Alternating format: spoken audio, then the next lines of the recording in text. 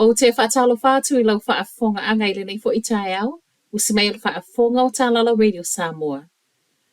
Ua tapena le te te tau si mai Darkaville o na ole popole le ai o se au whainga wenga, le e au fia I malele ai o se fo mai. O tau si mai nei o loo I lalo le New Zealand Nurses Organisation ma o le sini o lea te te, o le whaaleo mai leo o lo lato le fia. E na o le tasi le tūlau le te le ua e whai ai le aso tofi o le vai aso asau. A mata mai le tau le tasi le awauli. O tau si mai nei o lo ngā lulu e le whale mai Darkaville, po o le whale mai le nei le ai se fo mai taimi o le po. Ma e le o whaingo fie tau si mai le whai ai na o I lato o le ngā luenga. E au noa ma se fo mai.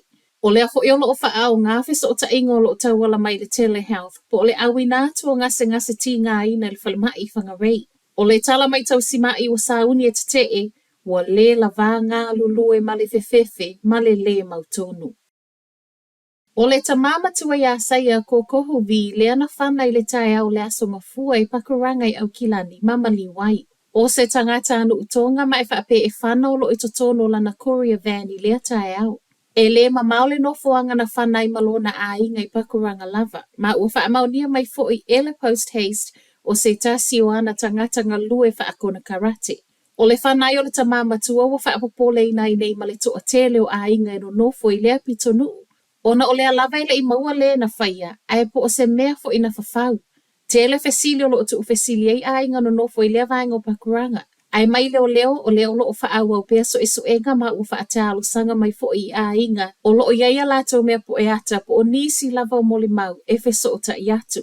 Ai mo I lato na sia pakuranga haiti le vao le lima I le vaveao ma le afo le fitu I le tae au le asonga fua. O lea fo e o lo o saili mai mo nisi o moli mau. I lunga le social media whaapea reporti o lo o moli mau ai a inga tua oi o le tamama tua wa maliu o se tangata e anga malu toe loto alofa. Wa toe whaato ese le kamupani pasi le intercity le tamama tua valus fulutolu tau sanga leana tia I le pasi I Kaikoura. Malanga le nei le pasi sau mai kala I Estete Nelson ma o leana tu I Kaikoura e malolo.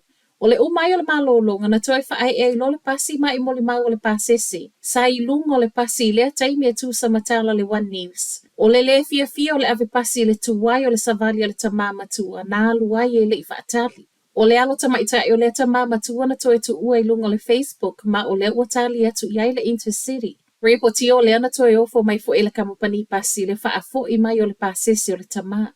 E tia ele pasi le tamama tua wa afale mamao lana whainga malanga. Ma o le afo ina sulu I le taimi na toe whaanatinati ane ai e tuli loa le pasi.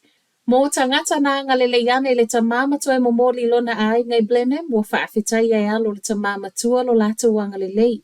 Ai mo le ave pasi o le wheau mo ia e te le whaia whaapea tangata.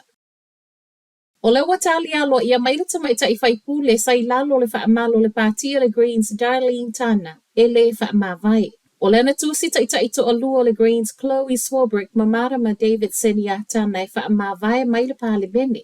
Ma o se tusi na whaia e tusa mata iala o whainga whaavai.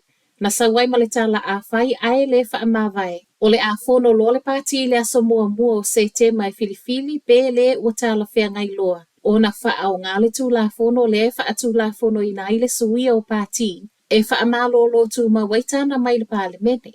O lo olangolango e Chris Hipkins o le Labour le wha ai unga le Greens, ai se talia tāna na nafi. E le wha amawai ma o lo te e na fo ile fuafua ngā le Greens le o tau mawhai ai, e wha o ngā le tūlafono e wha te ai ia. Wha ai watu I tala mai tonga, e se fulu ma le fitu wa ave leo tonga fe so o ta I mafuala au whaasaina, ma e whape o le iai masui o kengi, e iai so o tanga I New Zealand. O le au whai leo I lato na sai mai e leo tonga I le vai aso ta aluai. Ma e whape fe so o ta I uma I lato nei ma o lo iai masui o le Common Jeros. Wha mauninga mai le komesino leo I tonga o lo manino le tau mawhai atu le kengi e whaalau tele atu fe whaatau wa ingo fuala au whaasai tonga. O lena maua mai ei ma se tasi o suisini o le kengi ma ripotia o ia leo ene asi tau moe folau wasilia ma le tau sanga o no foi faletali malo ananga tai no kua lofa. Na sai mai ei foi ma se tasi o tamawhai pisinisi fa apea tangata whai ngā luenga o le malo. Ma o lo iei moli mau o le eto o tele tangata mau o lulunga o lo o haafia tuai. O so enga whai whaatasi nei a leo mai so o se vaenga o laulangi o lo iei totonu New Zealand Ausitalia, Fiji, Samoa, ma le malo tele o Amerika. O Talanala Radio Samoa, manuia le nei tae au.